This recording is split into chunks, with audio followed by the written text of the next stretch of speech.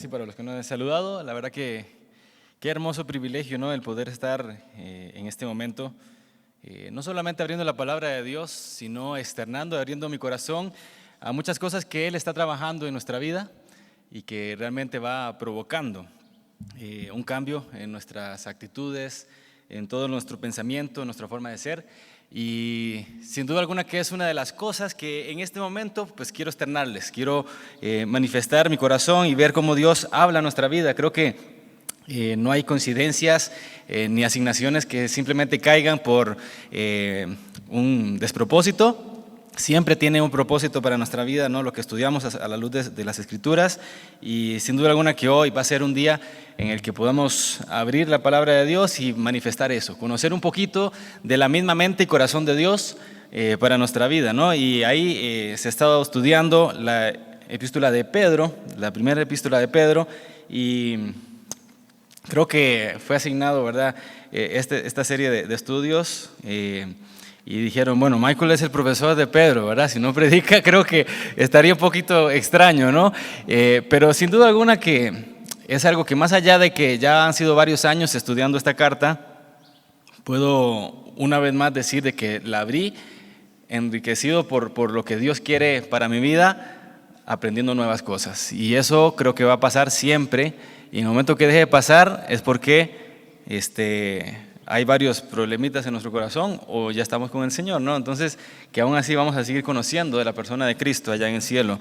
Y sin duda alguna que en este momento abrirla va a ser eso, ¿no? Uziel estaba la semana pasada hablando de varias analogías y ya le reclamé, ya le dije, me robaste parte de mi pasaje, ¿verdad? Así que vamos ahí a abrir en Primera de Pedro capítulo 2. Ahí desde el versículo 11 al versículo 25. Vamos a ir leyendo progresivamente, pero sí quiero que podamos enfocarnos un poquito en lo que era el contexto de ese capítulo. De hecho, del versículo 1 al versículo 10 va dando lo que es una identidad en Cristo, de lo que tenemos que dejar para adaptar lo que tenemos que recibir y avanzar en una vida cristiana conforme a la identidad que tenemos en Cristo. Si bien es cierto, se pone Él como aquella roca, como Cristo, ¿verdad? Aquel que se cimenta y se puede dar un crecimiento, pero también nos da a nosotros nuestra posición, ¿no? Ahora se hablaba de que en Efesios nos da a nosotros quiénes somos, porque somos en Él amados, ¿verdad? Y creo que es importante recalcar de que en este momento, ¿verdad? Versículos 11 en adelante, va a continuar con lo que comenzó en el versículo 1 en adelante también. Y es muy interesante cuando lees este capítulo dentro de la perspectiva de la identidad en Cristo, porque te das cuenta de que te pone a la luz de quién es Cristo para darte cuenta quién eres tú, quién soy yo, y así entonces avanzar y dar un progreso en nuestra vida cristiana. Y entonces, le recuerdo simplemente una de las analogías que usó Uziel la semana pasada, y es ese pueblo adquirido por Dios. Dice ahí, vosotros sois linaje escogido, real sacerdocio, versículo 9, nación santa, pueblo adquirido por Dios, para que anunciéis las virtudes de aquel que os llamó de las tinieblas a su luz admirable.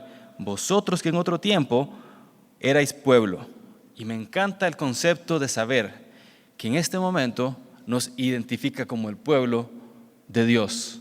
El pueblo de Dios. Yo quiero que oremos en este momento, así una corta oración para poner su palabra en sus manos y que hable a nuestra vida. Dios, te damos muchas gracias, porque sabemos de que este momento podemos abrir tu palabra, poder adentrar en lo que es tu voz y saber, Padre, que quieres que nosotros como pueblo tuyo podamos identificarnos con Cristo y saber quién eres para saber quiénes somos nosotros, qué quieres de nosotros para que podamos cumplirlo a cabalidad y hacer tu voluntad. En Cristo Jesús. Amén. Bien, leo para ustedes el versículo 11 y 12, dice, amados, yo os ruego como extranjeros y peregrinos. Anteriormente habíamos hablado que somos pueblo de Dios, éramos otro pueblo, ahora somos pueblo de Dios, y dice, que os abstengáis de los deseos carnales que batallan contra el alma, manteniendo buena vuestra manera de vivir entre los gentiles, para que en lo que murmuran de vosotros como malhechores, glorifiquen, palabra clave, a Dios en el día de la visitación al considerar vuestras buenas obras. Y entonces podemos hablar de que si el versículo 9 y 10 nos habla a nosotros de un patrón de comportamiento a seguir, regido por un propósito de vida y accionado por quién eres, quién soy, entonces el versículo 11 y 12 continúa esa misma temática y nos habla a nosotros de esa posición como pueblo de Dios. Y nos da otra analogía, ¿no? Peregrinos. Dice, somos peregrinos extranjeros. Algo muy parecido lo externa ahí en 1 Tesalonicenses 5:22, porque nos dice a nosotros que os abstengáis de los deseos carnales. Y ya con esto quiero que podamos ir viendo, ¿no? Porque aquí Pedro nos está dando a nosotros una clave para poder ir dejando lo temporal, lo transitorio, lo tribulacional, y no estoy hablando de escatología, ¿verdad? Adaptado simplemente a poder hablar de las tribulaciones, de las pruebas, de esos momentos difíciles. Entonces nos dice a nosotros que pensemos y dejemos eso a un lado para mirar solamente lo eterno. Aquello que, como decía la frase, ¿no? Jimmy Elliot decía que no es tonta la persona que deja lo que no puede retener para tener lo que no puede perder. Y me encanta ese concepto de asimilar lo eterno. Aquello que, como en Corintios nos dice a nosotros, que dejamos lo pasajero, ¿para qué? Para aquello que es eterno. Y entonces extiende nuestra perspectiva, nuestra visión en Cristo, y desde ya puedes ir entendiendo un poquito el concepto de Pedro, de cómo después de 9 años, más o menos, aproximadamente 9 años del ascenso de Nerón, ya tenía todo en la mesa para darse cuenta de cuál era la necesidad de un pueblo de Dios en medio de la tribulación. Después de 9 años en el que una persona con sus extravagancias y locuras empezó a entender y decir, el pueblo de Dios necesita esto, mirar hacia lo eterno. Si se acuerdan, en el capítulo 1 nos habla a nosotros de esa posición y de poder pensar en aquello que es seguro, en aquello que es una herencia, en aquello que es incorruptible, inmarcesible, incontaminado, reservado en los cielos. Dice, qué hermoso concepto de saber de que eso no lo podemos perder. Y entonces el capítulo 2 entra un poco más y nos dice, ¿se recuerdan de eso? Pues entonces acuérdense ahora que tienen que tener una mente como Cristo y pensar en lo eterno de una forma en la que lo que estás viviendo ahora es temporal, transitorio y tribulacional, sí. ¿Que causa dolor? Sí. ¿Que te hace un gran signo de pregunta de ver qué es lo que quiere Dios en nuestra vida muchas veces? Puede ser que sí. Pero entonces nos da a nosotros las claves para poder tener un peregrinaje adecuado como pueblo de Dios. Y número 1, ya lo vimos, ahí en el versículo 11 y 12, nos dice, restríngese a usted mismo. Restríngese a usted mismo.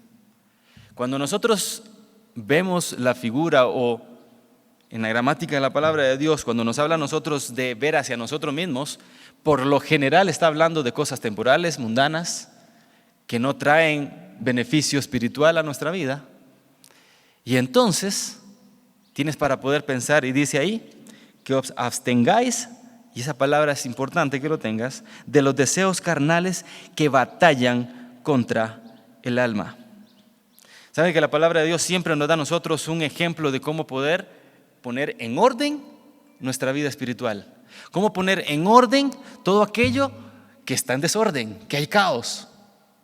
Desde Génesis vemos esos ejemplos.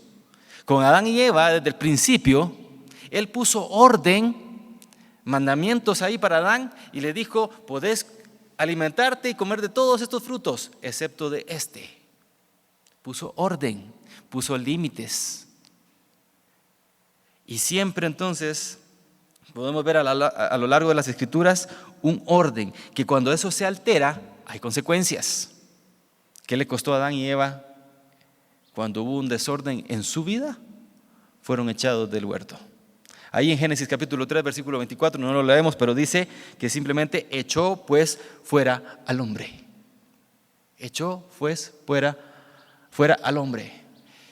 Y qué dolor tuvo haber sentido ahí esta pareja, Adán y Eva, saliendo del mejor lugar donde podían estar, errantes en un momento. Y ahí con sus ángeles guardando el huerto para que no comiesen de otro fruto. Hubo caos en ese momento. Hubo caos. Entonces dice, abstengáis de los deseos carnales que batallan contra el alma, manteniendo buena vuestra manera de vivir entre los gentiles. Número 1, yo tengo que restringirme a mí mismo. La palabra abstenerse viene de apexo. Y esa palabra apexo, si lo estudias, te vas a dar cuenta de que habla de tener algo para dejar afuera otra cosa. Absténgase de los deseos carnales. ¿Y cuál es la idea entonces? Porque viene de apejomai, que nos habla a nosotros de autolimitarse o restringirse a uno mismo. Y entonces, cuando tú tienes algo que es eterno y dejas y ves a un lado lo que es pasajero, entonces puedes llegar y ver esa misma figura desde el principio del capítulo 2. ¿Qué dice ahí el versículo 1? Desechando pues toda malicia, todo engaño, hipocresía, envidias, todas las detracciones. Pero el versículo 2 me dice a mí entonces de que si yo dejo eso a un lado, es porque tengo que tener otra cosa también. Desead como niños recién nacidos la leche espiritual no adulterada. Wow. Dejas algo para recibir otra cosa. O mejor dicho, retienes algo para dejar lo que es pasajero. Y entonces vas asimilando de que en Cristo es suficiente, de que no necesitas nada para estar completo, de que no necesitas agregar otras cosas porque termina siendo como una mutación extraña cuando agarras lo que es de Dios eterno y recibes otra cosa que es pasajera y te das cuenta de que es un deseo carnal que batalla contra el alma. Y entonces tienes ya para pensar, ¿no? Ahí nos dice a nosotros, manteniendo vuestra buena manera de vivir entre los gentiles. La palabra ahí es llevar, tener, poseer cada día. Es de una forma constante, manteniendo tu buena manera de vivir. Y ese pasaje nos identifica mucho, ¿no?, con el aspecto de lo eterno, manteniendo. La figura de apexo lo podemos ver en otros pasajes también, en Hechos capítulo 15, versículo 20, en Hechos capítulo 15, versículo 29, pero en Primera de Tesalonicenses, ese sí quiero leerlo, nos habla a nosotros de la misma palabra también. En el capítulo 4, versículo 3, nos dice a nosotros, perdón, no, ese no es.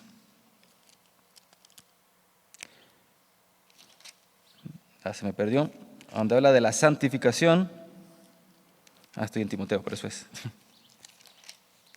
Ahora sí, dice, pues la voluntad de Dios es vuestra santificación, que os apartéis, y apartéis es esa misma palabra, de fornicación. Apartéis ahí nos habla a nosotros de abstenernos de la fornicación. Apexo. Y entonces tenemos la posibilidad de decir, retén lo que es la santificación.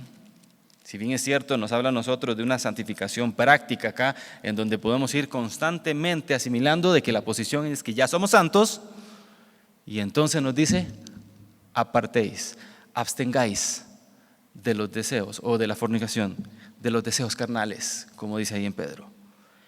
Y qué hermoso concepto de poder ir reteniendo lo que ya es en Cristo, lo que es suficiente.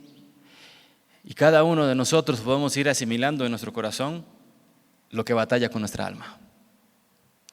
Cada uno de nuestros problemas, esa identidad en Cristo nos habla a nosotros de que constantemente hay cosas que tenemos que ir dejando para retener lo que ya tenemos en Cristo. Porque la salvación es algo completo. No es de que Dios te fue dando de a poquitos. Es algo que ya posees, que ya tienes, que ya retienes y que no se pierde. Pero nuestra santificación en la forma práctica es constantemente asimilando de que tienes que ir absteniéndote. Yo me tengo que ir absteniendo para retener aquello que es eterno. Y me encanta cómo ahí en el capítulo 2, versículo 1 y 2, comienza dando ese ejemplo, ¿no? Desecha lo que no es conveniente, pero desea lo que es eterno, su palabra, lo que no puedes perder. Y entonces yo pregunto, ¿de qué forma estás asimilando el hecho de que la palabra de Dios, que es eterna, se encarna en tu corazón y en el mío para poder tener lo que es eterno en mi corazón? Su voluntad, su palabra. Y entonces ahí nos dice, entre los gentiles, porque siempre es un testimonio que dar cuando nosotros memorizamos la palabra de Dios, cuando la retenemos, cuando podemos asimilarla y cuando entonces estamos diciendo que nuestra buena manera de vivir es acorde a lo que ya estudiamos, a lo que ya aprendimos, a lo que Dios ya habló a nuestro corazón. Y entonces decimos, Dios, gracias, porque tengo lo que es eterno, que es tu palabra, que es tu voluntad. Y así poder ser de testimonio entre los demás. Aquellos que todavía no han dado el paso de conocer a aquel que está tocando sus vidas también. Y puede ser ese testimonio, y puede ser esa voz. Y dice que glorifiquen a Dios en el día de la visitación al considerar vuestras buenas obras.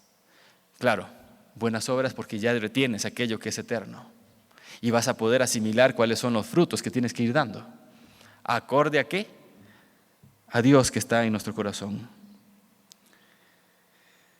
Cuando nos habla a nosotros de esa identificación en Cristo y renuncia a la mía, a todo lo malo, todo lo mundano que hay en mí, me abstengo de aquello que es pasajero. Por eso hablábamos entonces de que así como en el versículo 9 y 10 nos hablan de un patrón de comportamiento regido por un propósito y accionado por quienes somos, vamos asimilando de que lo primero es poder abstenernos de nosotros mismos para que ya no vivo yo, más viva Cristo en mí. Eso es eterno.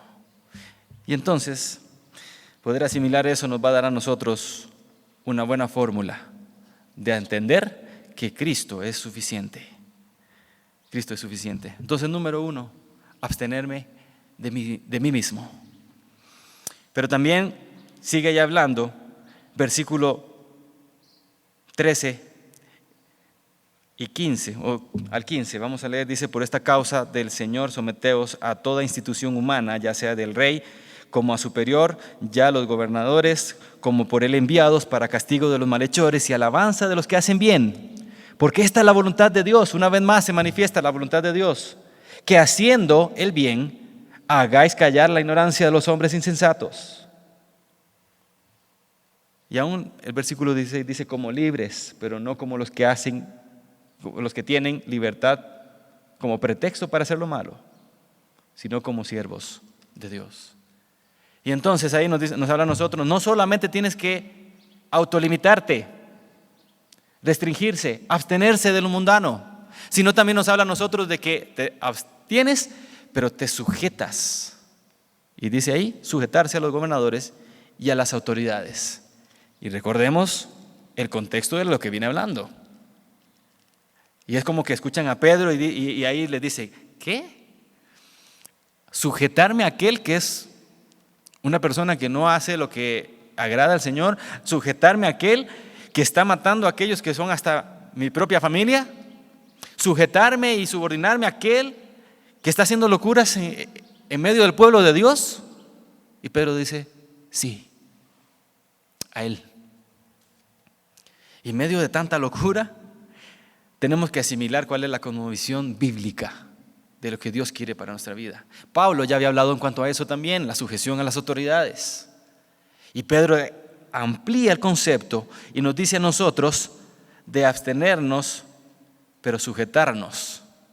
Una vez de que amarras tu yo, puedes llegar y tener más cosmovisión bíblica y pensar como Cristo y pensar con esa identidad de Cristo y decir, porque esta es la voluntad de Dios, porque esto es con propósito. ¿Y cuáles son los propósitos que dice ahí? Dice para castigo de los malhechores y alabanza de los que hacen bien. Alabanza de los que hacen bien.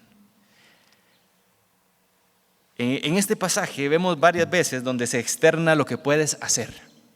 Si bien es cierto, los primeros 2 versículos nos hablan a nosotros de quiénes somos y lo que podemos ser. Pero el versículo 12 en adelante te va a abrir el panorama de lo que puedes hacer por quién eres. Versículo 15, versículo 12, la parte C dice: glorifiquen a Dios en el día de la visitación al considerar vuestras buenas obras.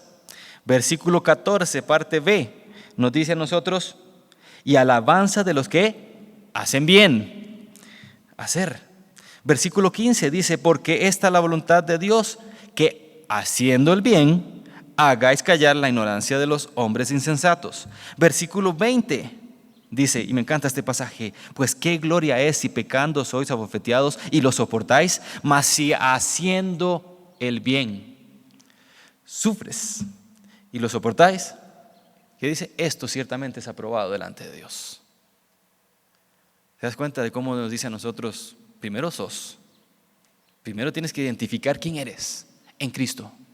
Y después, sí, haciendo el bien, puedes callar la ignorancia de los hombres insensatos y alabanza de aquellos que hacen el bien, porque esta es la voluntad de Dios, dice. Wow. Entonces, ya vas viendo de que dentro de la mente de Dios, externado a través de la escritura de Pedro, puedes asimilar lo que puedes ser y hacer, pero te tienes que subordinar, tienes que sujetarte a los gobernadores y a las autoridades. Y el principio de autoridad siempre fue transgredido, porque el hombre es así, por naturaleza rebelde. Por naturaleza rebelde. Y entonces, evidentemente que nosotros, a pesar de que tenemos el Espíritu, de que ya Cristo selló nuestros corazones y estamos en Él amados, vemos de que muchas veces no hacemos lo que es correcto, ni nos sujetamos a las autoridades, y aquí va más allá de simplemente gobernadores. Póngase a pensar simplemente a quién tienes que rendir cuentas. Y entonces te vas dando cuenta de que siempre en tu corazón y en mi corazón hay pinceladas o cosas muy grandes también que va mostrando la rebeldía de nuestro corazón y provocando de que no queramos hacer lo que es agradable y buena voluntad de Dios. Pero ¿cómo no? Si yo tengo quiénes son mis autoridades y los respeto, y claro, pero hay diferentes pinceladas o cosas en nuestro corazón que van mostrando rebeldía. Y entonces tenemos que asimilar cuáles son y decir: Dios, trabaja en mi corazón, trabaja en mi carácter, trabaja en mi postura, trabaja en lo que es bueno y agradable para ti. Y yo quiero hacer lo que es tu voluntad. Porque si no puedo hacerlo con los que veo, ¿cómo podría yo llegar y respetar la autoridad de aquel que no veo, que es Dios? Y entonces tenemos bastante para ir pensando.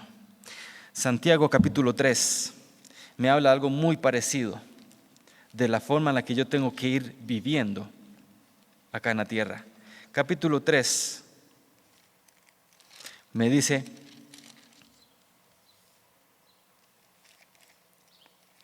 versículo 13, ¿quién es sabio y entendido entre vosotros?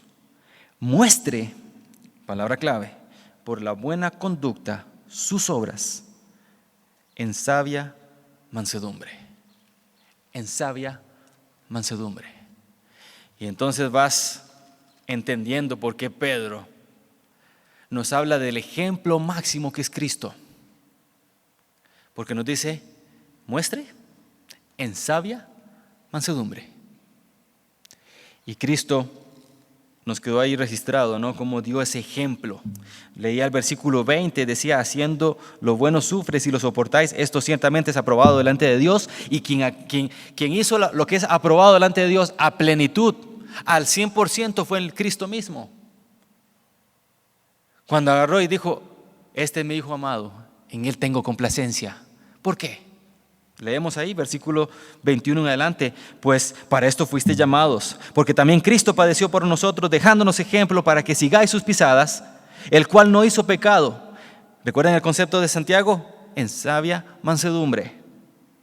Dice, ni se halló engaño en su boca, quien cuando le maldecían no respondía con maldición, cuando padecía no amenazaba, sino se encomendaba la causa al que juzga justamente, quien llevó él mismo nuestros pecados en su cuerpo sobre el madero, para que nosotros, estando muertos a los pecados, vivamos a la justicia, y por cuya herida fuisteis sanados. Y queda completamente registrado de qué forma es vivir sabia mansedumbre. Si Santiago nos pide a nosotros de que mostremos nuestras buenas obras y la buena forma de vivir de una sabia mansedumbre, Cristo nos dio el ejemplo máximo para darnos cuenta de qué forma es que tenemos que quedarnos muchas veces callados cuando estamos sufriendo, cuando nos están maldiciendo, cuando están hablando mal de nosotros, cuando nos están calumniando, cuando nos están probando, cuando nos están diciendo lo que supuestamente somos, ignorando lo que realmente es Cristo en nosotros. Pero simplemente no abrió su boca. Y dice ahí que simplemente Él quería llegar y justificarnos. Vivamos a la justicia, por cuya herida fuisteis sanados. Y entonces asimilamos de qué forma es realmente vivir en sabia mansedumbre. Y hay momentos donde uno se pone hasta rojo, ¿no?, de lo que va pasando y quiere hablar, y quiere hasta gritar, y quiere externar, y quiere poner sus derechos. Y Dios dice, no es el momento ni la forma, ni eres tú, ni soy yo. Y entonces tenemos que ir entendiendo la mansedumbre. Tal vez es una palabra muchas veces ignorada por nuestra vida, porque sale lo que no es el carácter de Cristo. Y siempre digo de que una persona que es explosiva y que salta, no es de que tiene carácter fuerte, es que no tiene carácter. Y entonces podemos entender de que el carácter es cuando Cristo vive en nuestro corazón y abunda y sobresale. Y asimilamos el hecho de cómo Él nos justificó delante de Dios. Entonces, nos restringimos a nosotros mismos, nos subordinamos a los gobernadores y autoridades, y ya ampliamos, ¿no?, en cuanto al concepto de el hacer, el mostrar, el manifestar nuestras buenas obras en sabia mansedumbre. Y llega entonces el versículo 25, y nos habla algo que es muy interesante, porque es una de las analogías que me robaron en la semana pasada. Dice, porque vosotros erais como ovejas descarriadas, pero ahora habéis vuelto al pastor y obispo de vuestras almas.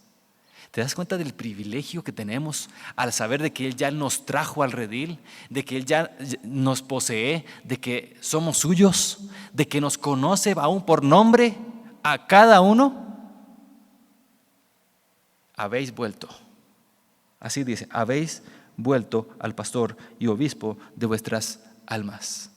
Y ahí vamos asimilando y entendiendo de que Él sí nos creó, de que éramos suyos al principio porque Él nos hizo. Y entonces entendemos de que ahora habéis vuelto. ¿Por qué? Porque ahora somos sus hijos, sus ovejas. Y entonces estamos en su redil, en su territorio.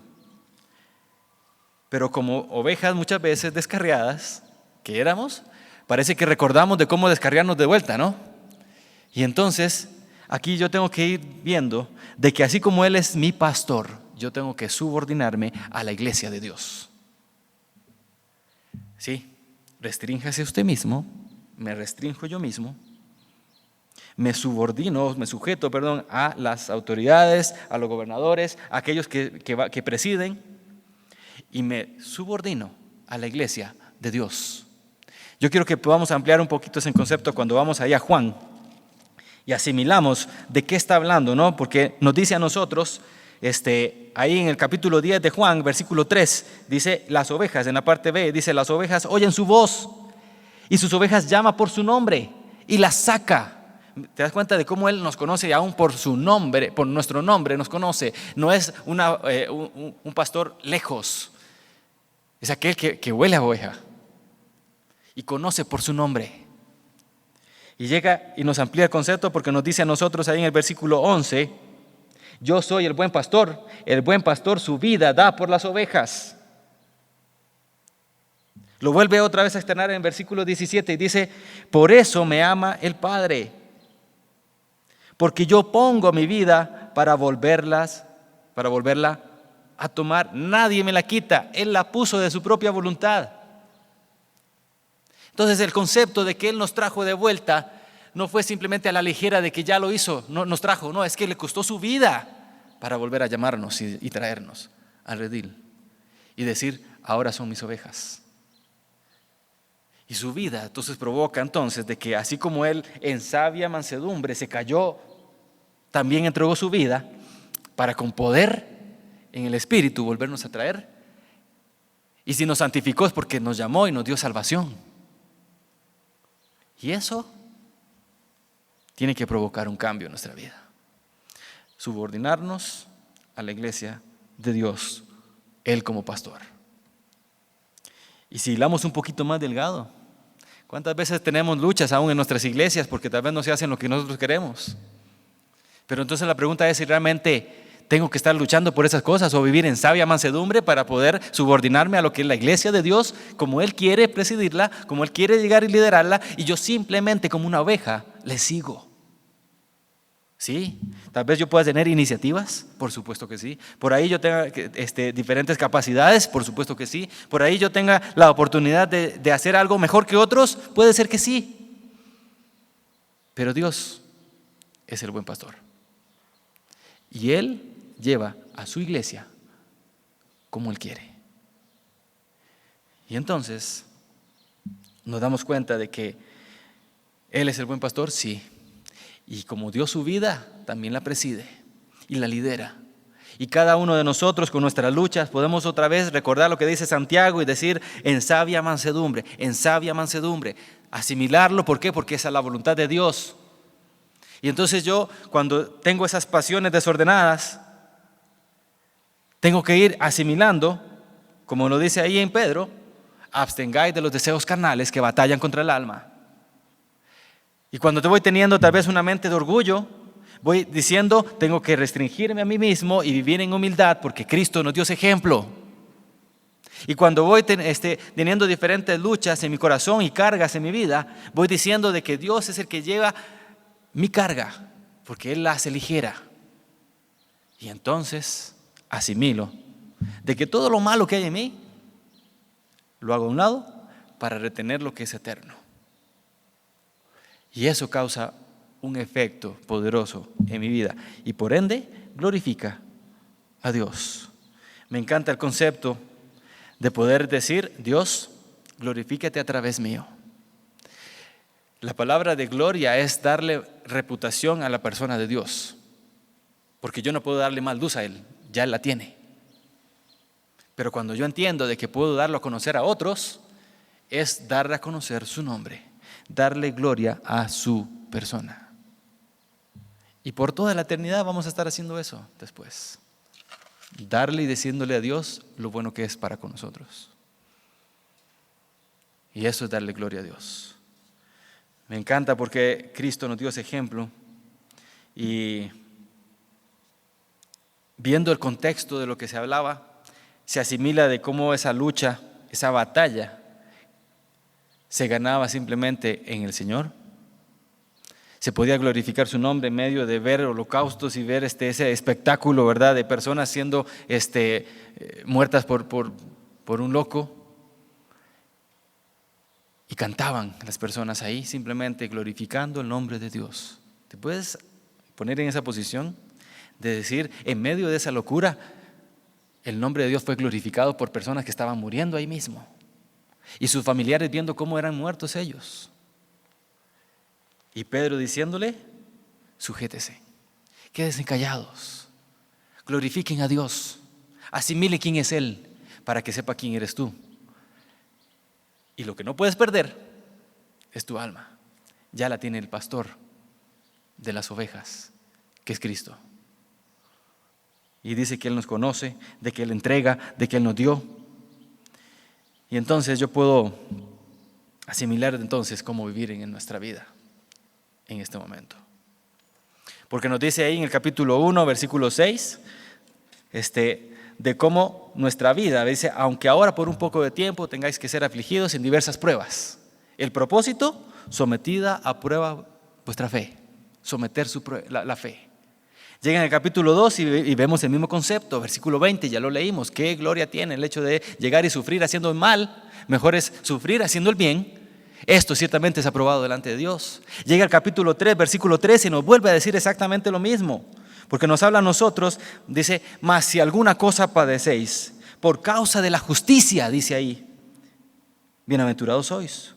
Por tanto, no os amedrentéis por temor. Y llega el capítulo 4, versículo 13 y 14 también, y nos dice a nosotros de que también tiene un propósito esas pruebas.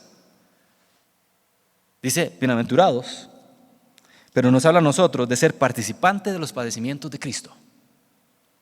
Ser participantes. ¿Y cuál es el propósito? Por causa de la justicia. Bienaventurados sois. Y llega el capítulo 5 y es exactamente lo mismo. Y nos dice a nosotros de que viene también siendo probado en nuestra vida, pero que tenemos que dar simplemente gracias. Dice, más el Dios de toda gracia, que nos llamó a después de que hayáis padecido por un poco de tiempo, dice, pueda llegar y ser, dice, perfeccionado, asimilado, afirmado, fortalecido y establecido. Propósitos, siempre propósitos. Y en toda la carta se externa el hecho de que si sufres es por la causa de Cristo. Y entonces podemos asimilar de que Dios quiere en nuestra vida que sigamos sus pisadas, que glorifiquemos su nombre. Voy terminando leyendo ahora un poema para Jesús, de cómo nosotros podemos identificarnos con aquel que nos tomó. Y dice así para ustedes. ¿Qué quiero, mi Jesús? Quiero quererte. Quiero cuanto hay en mí, del todo darte, sin tener más placer que el agradarte, sin tener más temor que el ofenderte. Sin tener más temor que el ofenderte. Quiero olvidarlo todo y conocerte. Quiero dejarlo todo por buscarte. Quiero perderlo todo para hallarte. Quiero ignorarlo todo para saberte. Quiero, amable Jesús, abismarme en ese dulce hueco de tu herida y en sus divinas llamas abrazarme. Quiero, por fin en ti transfigurarme, morir a mí para vivir tu vida, perderme en ti, Jesús, y no encontrarme. Y poder entonces así identificarme con Cristo. Que cada momento de nuestra vida pueda ir manteniendo nuestras buenas obras, constantemente mostrando quiénes somos por lo que Cristo hace en nosotros. Esas obras de antemano que Dios preparó para que anduviésemos en ellas. Es poder identificarnos con Cristo, es saber quién es Él para ver qué quiere de nosotros. Y poder así entonces también decir, Dios, yo quiero conocerte. Y entrar en lo que tú hiciste por mí para poder hacer exactamente lo mismo. Identificarme con Cristo. Oramos y así estamos terminando. Muchas gracias por acompañarnos. Dios, te damos muchas gracias porque entregaste a Jesucristo y se convirtió no solamente en nuestro Salvador, sino también en el buen pastor, aquel que cuida nuestra vida, que nos ayuda a seguir adelante y que nos provee de las herramientas necesarias para vivir en un mundo que se opone. Gracias, Padre, por tu palabra, porque es viva y eficaz y nos causa un efecto eterno en nuestro corazón y en nuestra vida. Ayúdanos a poder identificarnos con Cristo y ser aquel que tú quieras que seamos. Gracias, Padre, por este momento. En Cristo Jesús.